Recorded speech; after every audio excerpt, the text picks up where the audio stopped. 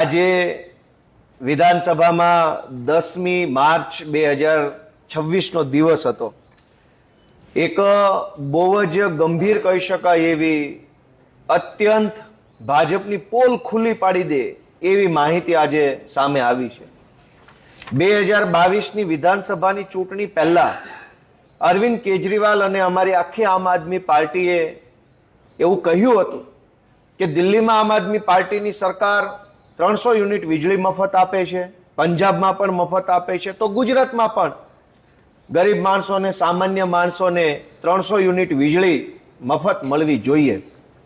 અને એ વખતે ભાજપના તમામ નેતાઓએ અરવિંદ કેજરીવાલની અને ગુજરાતના સામાન્ય માણસોની મજાક ઉડાવેલી, ખૂબ મજાક ઉડાવી, મજાક કરી, હસી મજાક ઉડાવી કે ભાઈ ના, ગુજરાતમાં તો કંઈ જરૂર નથી, ગુજરાતમાં તો મોદી સાહેબ છે એટલે બધા લોકોને ગમે તેટલી મોંઘી વીજળી હશે તોય પોસાય છે, આવી બધી મજાક કરતા હતા। આજે મારો 10 નંબરનો પ્રશ્ન હતો વીજળી મંત્રી સાહેબને। આ 10 નંબરના પ્રશ્નમાં ખુલ્લું થયું છે કે રાજકોટ અને સુરત આ બે જ જિલ્લામાં છેલ્લા 2 વર્ષમાં સરકારે 1100 કરોડ રૂપિયા ઔદ્યોગિક કંપનીઓના વીજળીના માફ કર્યા છે। એટલે કે મોટા મોટા ઉદ્યોગપતિઓ હોય, અને ખાલી આંકડો તો 2 જિલ્લાનો જ છે, આખા ગુજરાતનો આંકડો કદાચ 50,000 કરોડ રૂપિયાનો વીજ માફીનો હોઈ શકે। અમે એમ કહીએ આમ આદમી પાર્ટી કે ગરીબોને વીજળી મફત આપો, તો ભાજપવાળા મજાક ઉડાવે છે।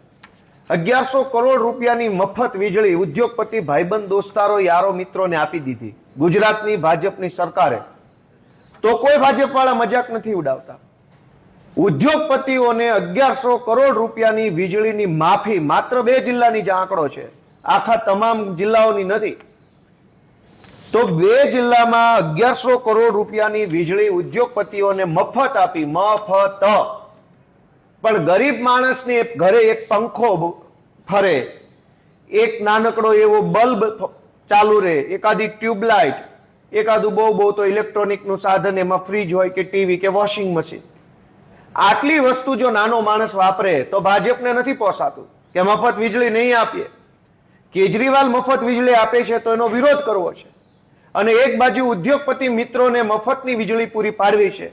આ 2 મોઢાની વાતો આજે વિધાનસભાના માધ્યમથી ખુલ્લી પડી છે। મેં ઉર્જા મંત્રી સાહેબને વળતો પ્રશ્ન પૂછ્યો કે આ મફત વીજળી આપો છો ઉદ્યોગપતિઓને, એના નીતિ નિયમ શું છે? તો એણે મને જવાબ આપ્યો એવો લાંબો કે જેનાથી કંઈ સ્પષ્ટ સમજાય નહીં। મેં એમને એવું પણ પૂછ્યું કે કેટલી કંપનીઓએ આ મફત વીજળી લેવા માટે અરજી કરી, તે પૈકી કેટલી કંપનીઓની અરજી મંજૂર થઈ અને કેટલી ના મંજૂર થઈ, તો એનો પણ મને કોઈ ચોક્કસ આંકડાકીય માહિતી મળી નથી।